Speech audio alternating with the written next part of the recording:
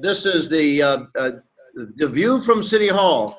So you're actually viewing into some different offices who are not necessarily City Hall, but the view from City Hall, of course, is looking at what we call the urban CEO, is people who are really mastering many of the nation's great challenges and triumphs, and doing so in various parts around the nation. I'm not a mayor. I don't even play a mayor on TV, but I, in fact, worship many of our great mayors around the country, and especially the three that we're most fortunate to have with us today to talk us through these really critical positions in the next, say, 50, 55 minutes.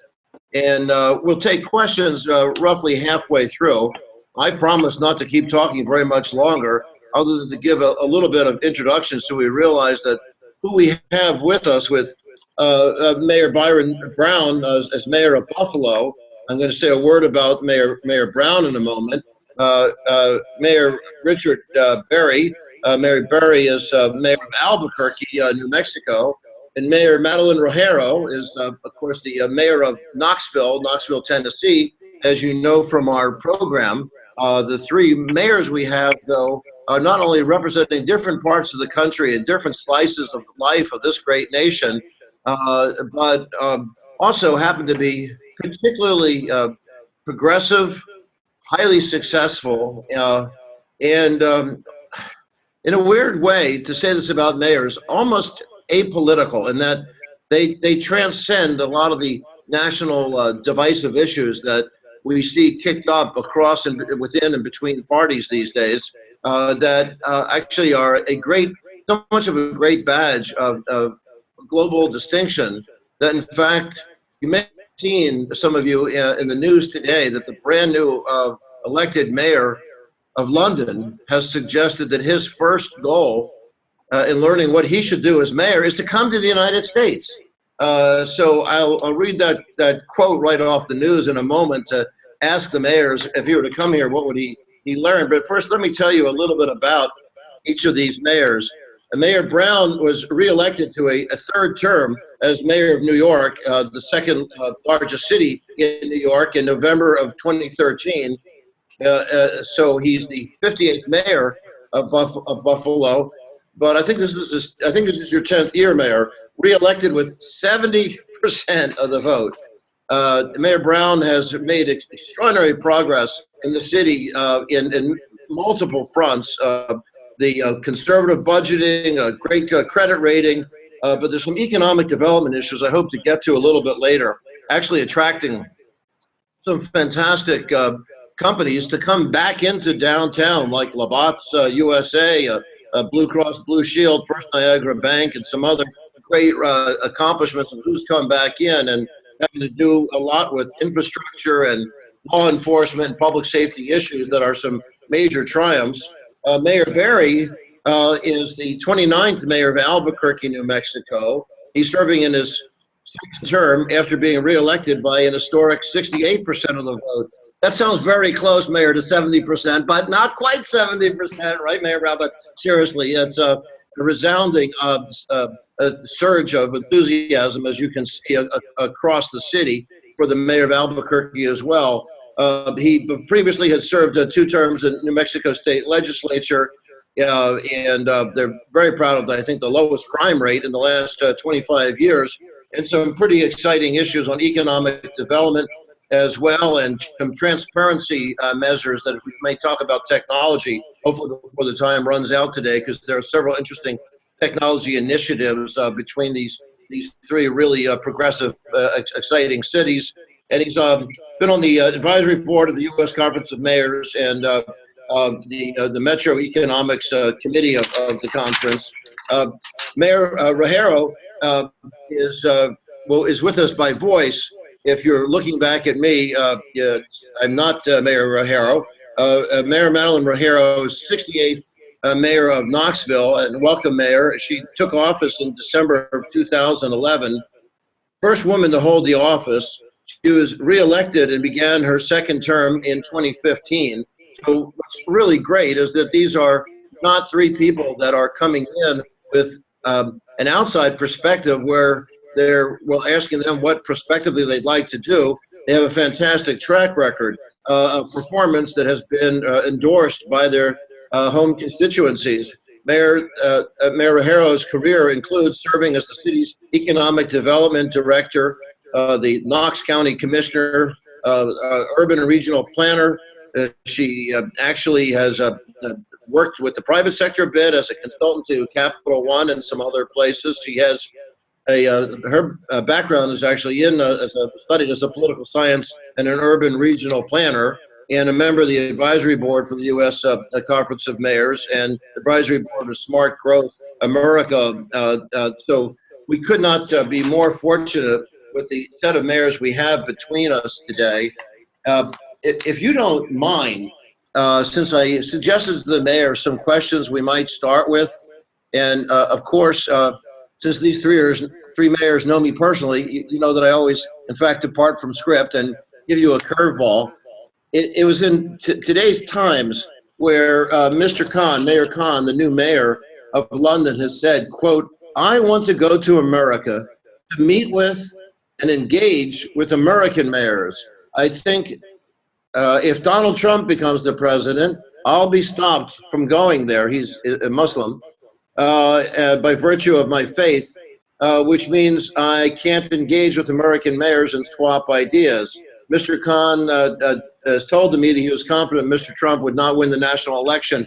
I won't ask you to comment on who's going to win and what's going to happen nationally, but rather, if somebody were to come from abroad and come to meet with you, because frankly, if Mayor Khan knew me, and sadly he doesn't, I would recommend the three of you would be the perfect people to visit and to learn some very interesting things about, as you look at, I know you're not experts on the complexity and size and scale of London, but it's a polyglot culture. It's very much in a national spotlight. They've had some pronounced economic decline, complex political environment. If maybe to go through alphabetically, unless any one of the three of you wants to hop in, Mayor Brown, what would be one or two things you would love the mayor of London to know about what has happened in Buffalo that might be interesting to take back to the UK? Because frankly, I want to take your ideas, and this afternoon we're going to try to figure out how we contact the mayor of London to tell him that the three of you are the people that he really should visit. Well, we're very pleased by the economic development that's taking place in the city of Buffalo. Record economic development that economists say is the most economic development this city has seen in probably more than 50 years. Since 2012, there has been over $5.5 billion of economic development projects that have begun in the city of Buffalo. Over the next 2 years, by 2018, there will be more than 12,000 new jobs created in the city as a result of that economic development. We've been able to do it through collaboration, through working together. So city, county, state, and federal government entities all working together. The public sector working with the private sector, not-for-profit organizations, the colleges and universities in the community, organized labor. So collaboration has really been a key driver in helping to move our city forward. We're very pleased with the development. We're very pleased that we're attracting people to visit Buffalo from all over the world. Over 77 different languages are spoken in our city, and the presence of foreign-born members of our community has grown signiforeign since 2006 when I took office, a 95% growth of people who are foreign-born members of our community. So I would gladly welcome the mayor of London to the city of Buffalo to show him a community that is open,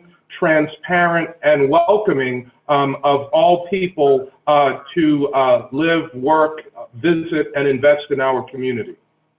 Mayor Brown, what would you say the mountain is that has led to that economic development? I mean, I know there are various infrastructure initiatives that might sound trite that are symbolically very important and logistically important, just like having Main Street is now two ways instead of being one way as it was.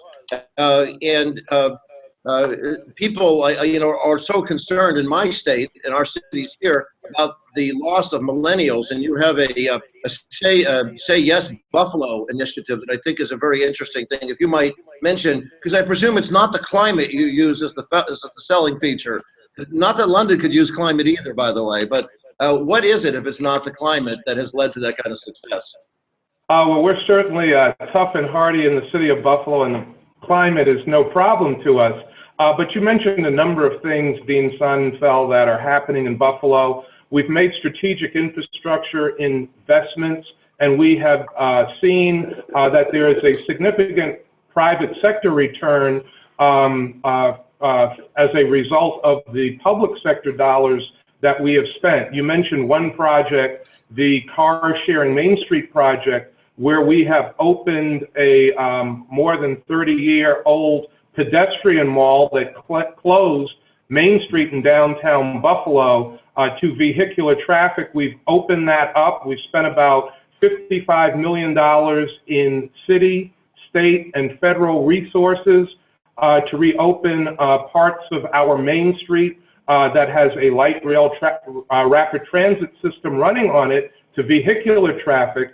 And we have seen through that public sector expenditure over $500 million of private sector expenditure in just that one section of the city of Buffalo. Our young people... What a great return on investment. And people in the business world always want to see the ROI. Well, you sure proved it there.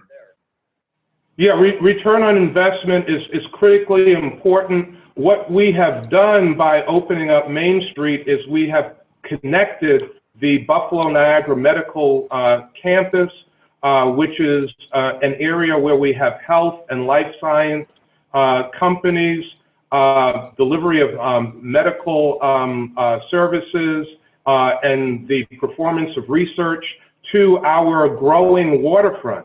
Right now, as we speak, there is over $800 million under construction at the Buffalo Niagara Medical Campus, and we just concluded about $300 million under construction at our waterfront. And so the project to reopen Main Street has really linked those two major growth areas of our city together, and the private sector has followed suit, and so there has been a tremendous return on investment for that public sector investment that the city, the state, and the federal government have made. It's very compelling. Mayor Barry, when we look at Albuquerque, to have the lowest crime rates in the last quarter century is pretty impressive. And this has to do with lowest murder rate, lowest personal crime rates, and even property crime rates on record is pretty remarkable. I have to admit, I'm a Philadelphian. My mayor is when I was young, is a little bit different than the mayors we have with us today. That was Mayor Frank Rizzo. He used to say that there's nothing wrong with the safety on the streets of Philadelphia. The streets are perfectly safe. He would seriously say it's just the people on them that are the problem. That he wasn't saying that tongue in cheek. And you can find that across parties, people have made comparable statements. Mayor Barry of Washington had said, if you take out the killings, Washington is actually a very, very low crime rate. Of course, that was many years ago. What is it in Albuquerque that you've managed to pull off to make that happen, that dramatic change? It's certainly a topic of unhappiness. Sure. Well, first of all, thanks for having me today, Jeff. I appreciate your leadership and look forward to the conversation.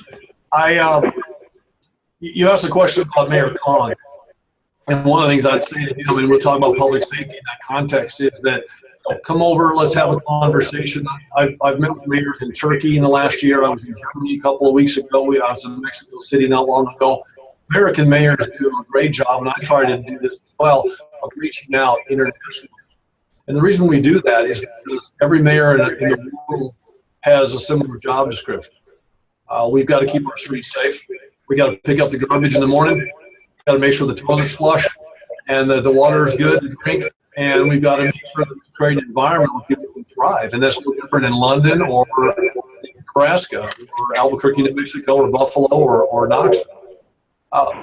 Public safety is an interesting thing. I know, for your viewers of the webinar, we are proud of the fact that we've had, I have ownership of the lowest crime rates, both violent crime and overall crime rates in the history of our city. But America has seen the crime rate across cities decline for decades.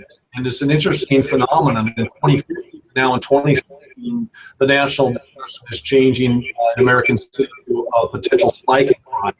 So I think we need to take a hard look at policing. Of course, policing has been at the forefront of the American news for a number of years. In Albuquerque, we're really going through some reform processes with our police department, just like Portland, Seattle, and Pittsburgh and other cities. But there's a concerning trend in America about violence and what's happening. We're proud of the fact that we're crime rates, but we can't sit on our hands. We keep pushing that, and so much of that, I think, means bringing the community and the police department together. These men and women, they serve their community, and they need to have an open dialogue and honest dialogue with their community about how policing works, what neighborhoods can do to help the police. I always tell my community that if it's the police department and the community fighting crime together, and if it's those two elements against the crime element, we're going to win most of the time. If the community loses their faith in their police department, if the community doesn't support the police department, then all of a sudden you've got the element that's doing bad things in your community from a crime standpoint. They're smart people as well, and they understand this. So I just encourage my community, even though we're going through a reform process, and even though we always want to make sure that policing is effective and constitutional and that we can always do better, always bolster your police officers out there because we're working together towards a common goal. Oh, well, that's great. Thank you, Mary. And thank you again for joining us. And thank you so much for posting up a Yale banner behind you. Who could ask for more than that? Mayor Ruggiero, too, I'd love to hear, as we've talked about public safety, a little bit of transportation, a lot on economic development, is financial soundness, although you may have other thoughts about where you'd want to point to some particular elements of distinction in Knoxville, Tennessee. But there just are not tons of mayors around the world that would wave a banner in the beginning of their second administration saying, we're proposing a budget where with no tax increase. I surely can tell you, you'd be in rarefied air in Connecticut if this was your platform. And I mean, is this true? You've reached no tax increase in the budget? And tell us what you would suggest that the mayor of London would benefit from learning about Knoxville. Well, first of all, thank you for having me on here today, and hello to my fellow mayors. First of all, I'd love for you to tell the mayor of London that as a Muslim and as a fellow mayor, you'd be very welcome here in Knoxville. We have a very welcoming community, and it's been a important part of my administration to be very inclusive and welcoming to all people. Having the major university here, Oak Ridge National Lab, Tennessee Valley Authority, and other major employers, we have a very diverse community, I think, for being in the Southeast, and he would be very welcome here. And I'm hoping he will be able to come. I think in terms of tax increases, and if I might add also, I won re-election with about 99% of the vote. I only had to write a 99%? Wow, fantastic. I knew I was missing something in my research, and your fellow mayors are still smiling proudly because 58 and 70 are pretty good numbers, but 99 is a little tough to top. It's A+. So I think we have been very fortunate to have a pretty strong economy coming out of the recession. And one of the reasons why is throughout that, our community with the mayor before me, Mayor Haslam, who is now our governor, he continued to make public infrastructure investments, even as we had to tighten our belts in a lot of ways. And as we came out of the recession, we were primed really for the private sector to make their investments. So our strategy is to make those strategic public investments maximize the private investment. And we are seeing that in our downtown in leaps and bounds. Like many cities, people had moved out. 10 years ago, we had a dead downtown. Now it's prime real estate. And we're starting to see that grow along the commercial spines leading out, the older commercial corridors leading outside of, leading out from our downtown. And we're catalyzing that through, again, sidewalk, streetscapes, working with our utilities company who's doing major public infrastructure investment. Unlike many cities who have not made that commitment yet, we are heavily investing in our public infrastructure. So I think we have seen that pay off. We're seeing right at the strip, right near our university, we're putting in a few $1 million, leveraging state transportation dollars. So we have a $17 million streetscape project, already seeing close to $150 to $200 million in private investment coming along there, and it's not even finished yet. So I think having that, strategically investing those dollars have helped us to see the private investment and a good return on our money. We did have a tax increase actually in my 3rd year as mayor in my first term, which is also kind of unheard of because typically you're advised do it in your first year if you have to do it and not the year before you run for re-election. But we had a major pension reform. Our tax increase was driven due to unfunded pension liability. It's not as bad as many cities, but it had an impact on our budget. And we maintained our pension. We went to a hybrid pension plan for new employees. So we were able to continue to maintain good retirement benefits for our police, fire, and general government. But at the same time, we made some changes to reduce Yeah. I had 2 years of doing that before we went for a tax increase to make sure we couldn't the public investment. Well, you've 3 very good streams of response there to follow up with. One small point on transportation. I think you guys have done something quite novel, even though it's not one of the major elements, but it's certainly, I think, to Londoners, could be a great contribution is what you've done with opening up safer bike paths into the city with cyclist safety and bike lanes. Has that been successful? Certainly has been successful in Buffalo. If you're posing that question to all of us, Dean Sonnenfeld. Sure, I think Nashville have been doing it, yes. Yeah, in Buffalo, we just a couple of days ago released a comprehensive bicycle master plan. Our goal is to become one of the most bicycle-friendly cities in the country. I made a commitment as part of that plan, and even prior to the plan, to add 10 miles of bicycle lanes every year in the city of Buffalo. At the end of this year, we will be up to 90 miles of bicycle lanes that we have added. By 2018, we'll be up to 150 bicycle miles, and in 10 years from now, we will be up to 300 bicycle miles. We've got a growing bicycle movement in our community, and just on Mother's Day, on Sunday, we closed down one of our major expressways to have a special bicycle ride called the Slow Roll, which is a phenomenon that's taking place all over the country, where over 2,100 people are all rode together, celebrating our transportation investments and what we're doing to become a more bicycle-friendly community to improve the quality of life in the city of Buffalo for all of our residents and visitors. No, thanks, Mayor Brown. Mayor Rogero, haven't you also done something in this front and expanded it recently with the use of some color coding and thermoplastics on these lanes? Yes, we have. We have a major focus on bike lanes, greenways, and actual mountain bike trails as well. But yes, we have recently marked some of our bike lanes in special green paint, so it's clear to people where those bike lanes are. We have a focus we have a master plan for our greenways. We have quite a few greenways now, and the key now is to connect those with one another to create a really seamless transportation network through the greenways, in addition to the bike lanes.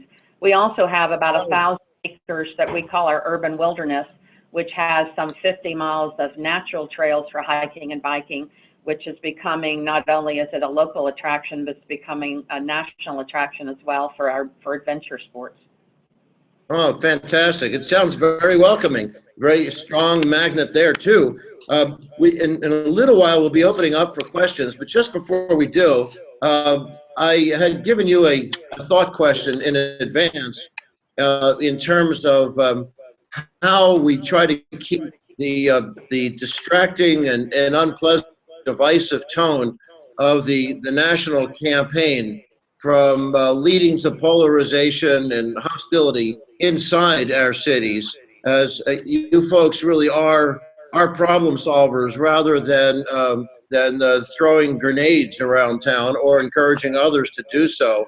And I think that each of you have done some really interesting things. I think, Mayor Barry, just at the time it was becoming controversial at the end of 2015, you went very public as there was some hostility to the idea of welcoming Syrian refugees.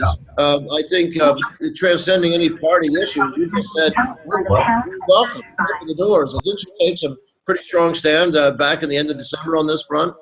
First thing I did was I told our community that I had some concerns, like a lot of people around the country have, about safety on Main Street. But then I did the next thing, which I think is the most important thing, is I educated myself on the process. And once I was done educating myself on the process, then I could speak to my boss, the taxpayers and the citizens of Albuquerque, tell them what I had learned and why I felt like Albuquerque, like we have done for centuries, can continue to be a place where you are welcome, a continual place that brings in refugees, continue to be a place that helps immigrants thrive, and that we could do that again with the Syrian situation if the U.S. State Department and Catholic Charities and some of the other organizations that help these refugees saw fit to have folks live in Albuquerque. So, like a lot of things, I think what mayors tend to do is, instead of using polarization as a technique to get our way, we have to step into conversations and stay in those conversations rather than stepping in and stepping out. We can't hide behind caucus votes. We just have to get in there with our neighbors and our brothers and sisters in our communities and just make sure that we're a place where people can come and be well. And I think that's great, and not having in-groups and out-groups or creating a caste system or pointing fingers that are accusatory. How we have this inclusive culture that is perhaps not in vogue in this national silly season, but is very much in vogue in your cities. I remember, Mayor Barry, in one recent conference, you had mentioned as a sidebar, which we should have given you the microphone to do more broadly, so I hope I remember this accurately, but I believe that you had pulled up to a traffic light, a stoplight, and you saw a sign that somebody was holding that said, willing to work for money, and you thought, we should take people up on that, and you followed up on that institutionally. Did I remember it accurately, or is this a mythology in my mind? Yeah, actually, Jeff, that's an interesting. It's called "There's a Better Way," and if your viewers want to check out a really cool video, like 10 million other people have already done, go on Facebook and 10 million. Yeah, Upworthy is a website that published it originally, and on their Facebook, there's if you just Google "Better Way Campaign Panhandling Campaign in Albuquerque," you'll find this video. I tell you, mayors are close to the folks that we serve, and a lot of the ideas that we put into practice as mayors, we get from high school students. So many ideas that I put into place, I've actually, from our homeless initiatives, I've gotten from the homeless themselves. I just saw a guy holding a sign that said I need a job, so I said, fine. I went down to City Hall. We took an old van out of the motor pool that we weren't using. I put $50,000 into one of our local nonprofits. And we now have a program where we will pick up a panhandler off of a street corner, ask them if they would like a job for the day. We'll pay them $9 an hour cash. They go out with our solid waste department to help clean up our city. We've cleaned up 140 blocks and maybe 80,000 pounds of trash and weed so far. And we're letting these individuals take ownership of their community, just like people that have living in what you and I would call a traditional home setting. We're giving them the dignity of work. And then what we're doing is we're connecting them with services, because most people, if they're standing on the corner asking for money, there's probably a reason. It may be mental health issues, it may be substance abuse. And so these folks, once you invest in them and you show them that you believe in them as a human being, they're more likely to get connected to the services that they need to get their life on an upward spiral. And this is great because, you know, again, we're avoiding, by my choice and not by your request, getting involved in any finger pointing about national political candidates. But if we don't put the entire blame on some of the caustic nature of this year's campaign on the particular personalities, but acknowledge the reality that there is a terrible income disparity in the country and still tremendous suffering out there, that these are ways where I think we're trying to share the economic success that the country has. I think Mayor Rogero, you've even reached out to trying to diffuse gang violence by bringing youth organizations more funding to help bring this next generation more into the economic puzzle, to not feel they're left out of a lot of the economic progress of your society, of our community. That's right. In addition to a big focus on physical capital, we've also had a lot of focus on human capital, and I've joined with mayors across the country in the Cities United effort, which is also a partner with President Obama's My Brother's Keeper effort. And we realize that in our city, like many cities, a disproportionate number of our victims of crime and offenders are in the 18 to 24 age group, and they're disproportionately African American. This is reality. So I came back from meeting with these mayors and pulled together folks from our community, and we started what we call our Save Our Sons initiative. And our goal is to create opportunities to make sure that all of the resources, whether it's schools, city, nonprofits, faith-based organizations, that we're all working together collaboratively and not in competition to provide the resources needed to our kids, and to make sure that no one's left behind and that they all have opportunities and that there is something better than the violence that they right now many are victimized by. Well, that's tremendous. And, you know, Mayor Brown, of course, this theme of inclusion and economic haves and have-nots that has led to such polarization, not just across parties, but frankly within parties. I was at an event Monday night and saw Governor Cuomo, and he is so proud of it. It was the Robin Hood Foundation event. He is so proud of the initiative that you guys launched together on taking a look at a living wage. There are some in the Democratic Party alone, let alone Republicans versus Democrats. Within Democrats, this should be 12, should be 15. What should a minimum wage be? And that he joined you to back your, I think, initiative going maybe as far back as last November, of $15 an hour wage. How's that working out? Well, I was very proud to work with the governor to stand up for the principle that people who work and work hard every day should earn a living wage so they can support themselves and their families. Governor Cuomo appointed a wage commission to look at the issue of the living wage for fast food workers. And I was honored to have been asked by the governor to chair the wage board that looked at fast food wages. And through the work of the wage board, there was a representative of government, a representative from organized labor, and a representative from the private sector, from the business community. And we listened to testimony from workers, from business owners, from academics, and others all across the state of New York to work with the Department of Labor to formulate a recommendation on raising the minimum wage in New York State for fast food workers.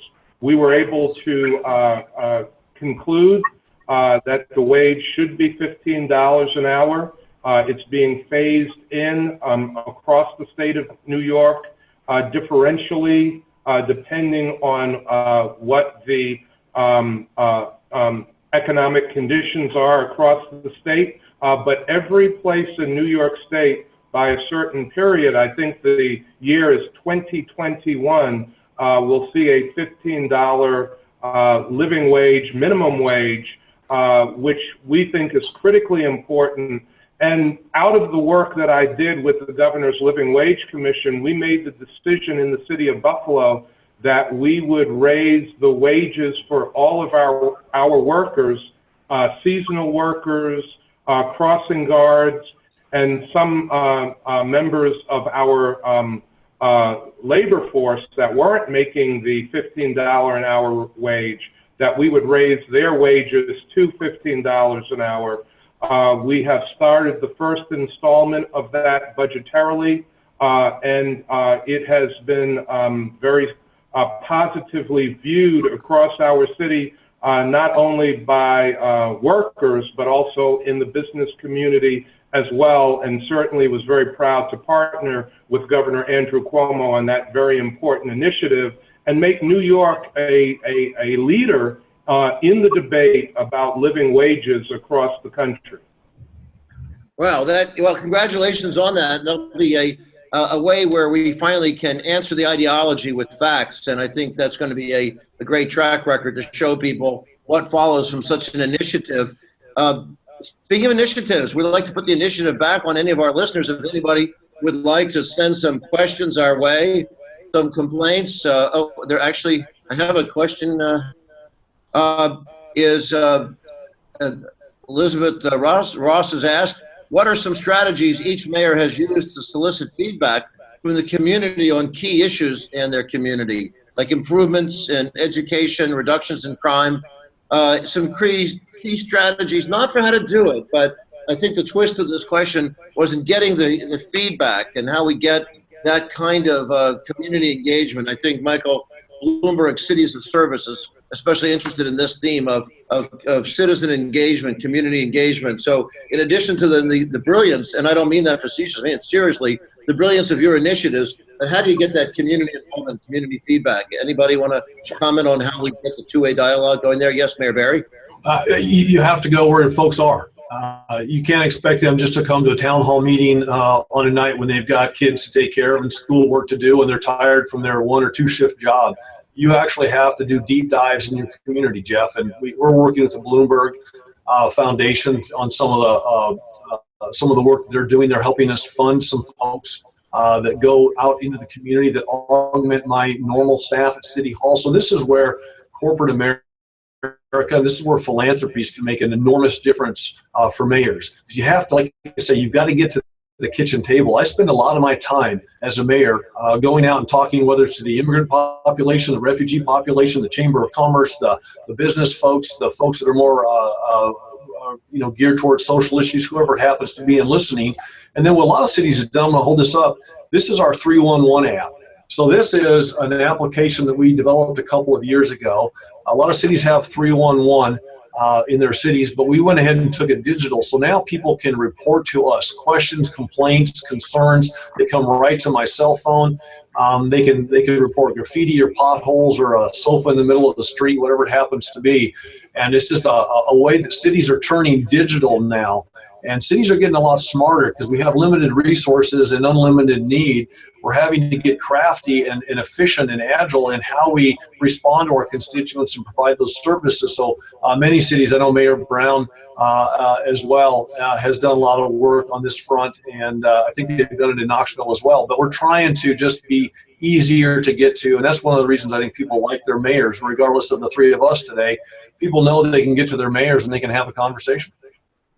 Well, the personal model you said so important, Mayor O'Hara, I'm sorry, but how you leverage technology to help reach out, engage too. Mayor O'Hara? Right, yeah, so likewise, we go out into the community, but technology, we have any number of public hearings and forums. We're at neighborhood gatherings and meetings, and as Mayor Barry said, mayors and their staff are out in the community constantly, so we get that feedback.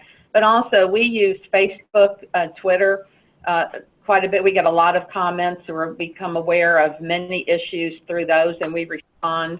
When we have, if you can't make a public forum, then there are ways you can put all the information on our website, and you can respond on the website with your questions or your comments. Of course, email. So we use the whole range of technology and the face-to-face in order to get the information in addition to our 311. Oh, that's great. These 311s, Mayor Brown? Yeah, we in Buffalo have similar systems to those mentioned by Mayor Berry and Mayor Ruggiero in Albuquerque and Knoxville. We use Facebook, we use Twitter to get citizen feedback. We have a 311 call and resolution center. Like Mayor Berry in Knoxville, we have a new 311 app where citizens can report conditions out in the community. And like both of these great mayors, we also get into the community to reach people where they are so we can elicit feedback. We just recently, well, I won't say recently, for the last 4 years, we've been working on a comprehensive initiative to update the city's zoning and land use planning. It'll be the first time that that's been done in the city of Buffalo, believe it or not, in 62 years. And we have gotten input from now over 7,000 members of the community, and we have reached into the community. We've reached out to the immigrant and refugee community, minority communities, disabled community, business community, labor, every segment of the population you can think of, we have reached out to, and now we are close to the process of getting the new zoning code, which we call the Green Code, adopted by our city council. And the process has been made that much easier because we really got our community to drive the process. And when citizens are brought into government processes in a transparent way, it makes it much easier to move these processes forward.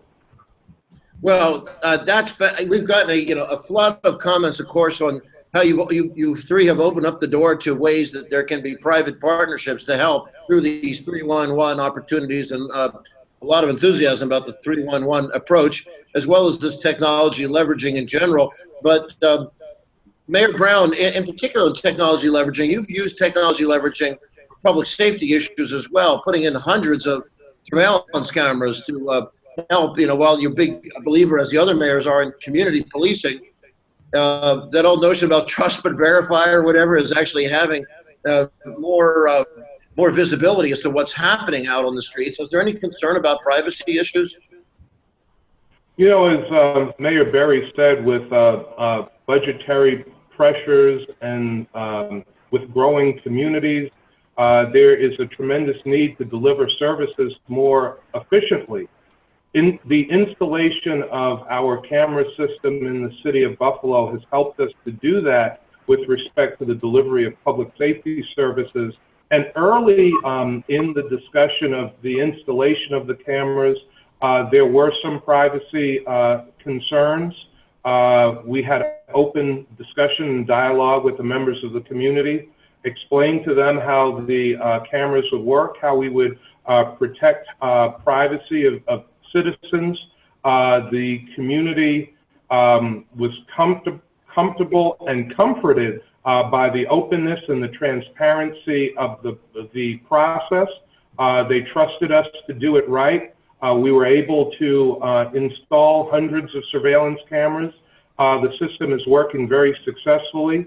And like in Albuquerque and Knoxville, we have seen a reduction in major crimes in the city of Buffalo. In fact, last year we had our greatest reduction in major crimes in the way that we record those crimes in the history of the city of Buffalo. So again, open dialogue with the community, transparency was helpful to us being able to get the support of the public to install our cameras, and they have been very successful in helping us to reduce crime in the city of Buffalo.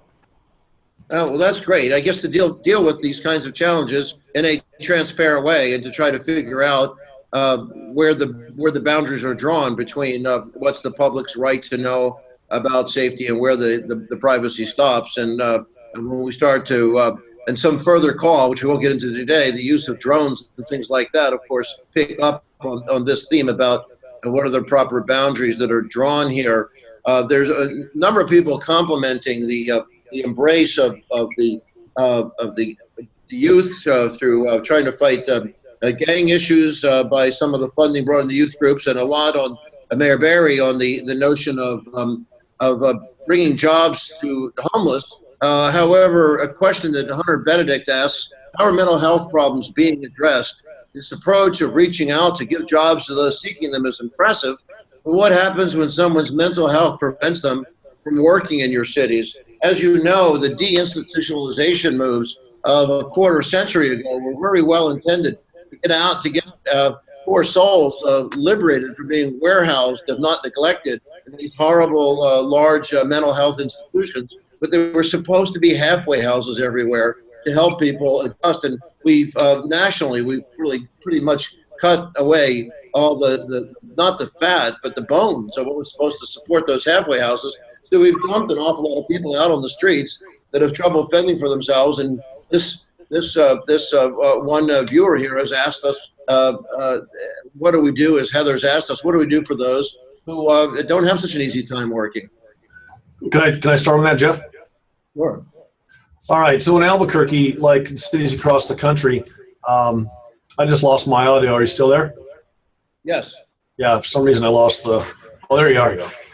There's no question that mental health in the United States has been marginalized for decades. And I saw a chart recently that showed how many people were institutionalized decades ago in mental health institutions. And then you see that number drop precipitously. And then you see another number about how many people were housed in your county jail. And that has gone up equally as fast. And so there's a big discussion about, should your jail be the biggest provider of mental health services in your community? And the answer is hell no. Right? But the question is, what do you do with the resources? It's not inexpensive. We're doing a couple of different things. Our citizens just passed, and we haven't had any tax increases in our budgets throughout my 6 years, but the taxpayers just came through and wanted to put a tax increase to work on mental health issues in our community. So now we're going to be looking at crisis intervention centers. We're the first police department in the United States to train all of our officers on crisis intervention training. We're also training our firefighters on that now, working with national organizations like NAMI and others to try to get people connected to the services that are there. And what has happened in New Mexico, and I imagine same in New York and maybe in Tennessee, is we've lost our continuum of care. You can still get to the hospital if you're in crisis. There's still follow-on care, but those halfway houses are simply gone. And so we're going to have to, and so now what happens is my police officers are the last stop. If somebody's has one of the rare instances, mental health issues don't mean violence, but on rare instances it does. And if you're one of these individuals that has propensity to do harm to yourself or others, now you're face to face with a police officer, and you see what happens across the country. That's not a recipe for good things either. And so we're just trying to educate our police officers, build community response, build a momentum in our community, and then you just, at the end of the day, Jeff, you have got to put resources where they need to go, and that's what we're trying to do in Albuquerque, and I think there's other cities doing the same. Thank you, Mayor Barry. Mayor Rivera, Mayor Brown, want to comment on that one? You need not take it, but if you would. Yep. Glad to talk about that. We have the same situation here in Knoxville where with the deinstitutionalization, we had a large mental health hospital right in the heart of our city, which is now closed by the state, and we more and more it's at the local level that we have to address the issue. So one of the things that we focus on is prevention.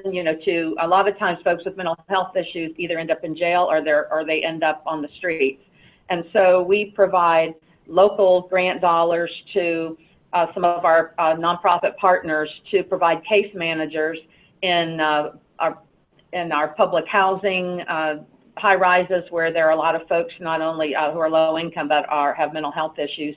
We try to prevent them from try to help stabilize them so that they don't end up on the street and then end up potentially in jail. Case manager is a big part of that. Early diversion, there is has been a successful program that was federally funded by one of our local nonprofits, the mental health nonprofits. That grant ended, but I've actually put money in my budget, and the county mayor has also put money in his budget, and we anticipate being able for that successful program to continue. So again, it's our police officers and the sheriff's deputies that when they come across somebody that we know doesn't belong in jail but really needs to be treated, then that person has the opportunity to go to diversion and to seek the resources that they need. We also have our crisis stabilization conservation units, and some of the others, as Mayor Barry mentioned. So it is a big problem for us, but it's something we have to solve at the local level, because we get very little support at the state and federal. Yes, oh, great. That's fantastic to have such a multi-pronged response to that. I don't know if Mayor Brown, you had any additional thoughts to this, or your colleagues have covered it. Yeah, it's pretty similar to what Mayor Barry and Mayor Hero said. We are training our police department. We are not the human services government in our region. We also have a county government, but we've trained our police officers, and more training will be done to identify mental health issues, to make referrals to other entities that provide support services. So we have responded in a similar way to the other two cities with the deinstitutionalization that has taken place all across the country, and certainly in New York State and the city of Buffalo as well. Well, thank you. You know, we have, I don't know, 4 minutes or so left, and there's a question that I've been wanting to ask you, which I warned you a little bit in advance that I'd ask this, so I hope you don't mind. But Adlai Stevenson, who you're all too young to have remembered, but in my childhood had served many great public service roles. So the United Nations ambassador, he'd been a leader in Congress, he ran for president several times unsuccessfully, but in all the different life roles he led, he always insisted if he was going to be addressed formally, he wanted to be addressed as governor. Only served 1 term of office, I believe, from Illinois, and maybe they had a non-succession issue there or something. You couldn't succeed yourself. I don't recall at that time. But he was most proud, and he felt most fulfilled as being that term of governor of Illinois. I just was wondering, you know, who knows, any one of the 3 of you, or maybe all 3 of you at some point will be president of the United States or UN ambassador or whatever, governor, things like that. It just, as I read about what people say of the 3 of you, it seems the 3 of you just enjoy your job so much. Would you say the job as mayor, at least the way you see it, it's got to be the best, if not one of the best jobs in public service today? I would say that, Jeff, as a mayor of Albuquerque, it may be the best job in politics, in public service. It's a blessing every day. You get to meet people that you never would get a chance to meet if you weren't the mayor. You get to stay up late. You get to get up early. You get to go to bed tired, man. You know, it's just a all day, every day love affair with your city. And I've got 600,000 brothers and sisters now that I get up every day, and we just go to work together. And that's the beauty of being a mayor. And that's why, you know, the harsh side of it is there's nowhere to hide. That's also the beautiful side of it, that you get a chance to have, it's direct democracy at its finest. And I see my boss at the grocery store. I see him at the hardware store. I see him at church. I see him everywhere. And people generally are kind, whether they agree with everything you do or not. If they know you're working hard for them and trying to give them a fair shake and be honest with them, they'll treat you right. Oh, thanks, Mayor O'Hara. It's a good job. Oh, I love my job. I say that often when I go out to speak. I love it. Of course, it's number one, I've got great people working with me. I think all the mayors would agree that if you don't have a great team, it's hard to get this work done. But I like to get things done. I like to see change. I like to see our city growing and us addressing the problems. And at this level, you can really see it. You can make a difference. And because we do run nonpartisan, you talked about this at the very beginning. We work beyond the politics. My council and I, we work together. Party ideology is not doesn't enter into it, so we're able to get things done. And I've had a lot of different jobs in public and private in my career, and I have to say this is really a highlight, and I absolutely love being mayor. Oh, that's great. Thank you. And Mayor Brown? Like my colleague, I love the job of being mayor of the city of Buffalo as well. I've been a city council member. I've been a member of the New York State Senate. This job gives you the ability every day to get things small and large done for the community, and to really have an impact and make a difference on people's lives. That is a blessing. I can't think of many jobs that would be better, that give you the ability every single day you get up to have a positive impact on the life of your community. Got great people working with me that help make the job fun and easier to do every single day. And there are very few other jobs that I would trade this one for. Well, you know, thanks to all three of you. It's you humbly say, Mayor Brown, that you were a member of the New York State Senate. I believe you were the first African-American member of the New York State Senate outside the city of New York. So that all of you have had some tremendously heroic and important roles already. But I'm glad to hear that what we read about you loving your work is as genuine from your own lips, because clearly, unless you were masochist, you wouldn't be running for re-election, and unless you were so hugely successful and loved reciprocally back from your communities, you wouldn't be getting these resounding endorsements back in your tremendous re-elections. You know, it's been said that you can't fight City Hall, and you can't take on City Hall. Well, I don't know if you can or you can't, but you've shown us you certainly can love City Hall, and thank you for these tremendously inspiring models. I want to thank Kayla Heslop and Ben Madison and Audrey Lonkar and Joe DeLillo, who've done their best to try to stop me from foiling the technology this morning. Every now and then I got the better of them. You saw smoke coming out of anybody's computer, but most of the time they fixed every problem I created. So thank you so much for all of your time and wisdom, the three mayors, and for the rest of you for joining us today. Thank you, Jeff.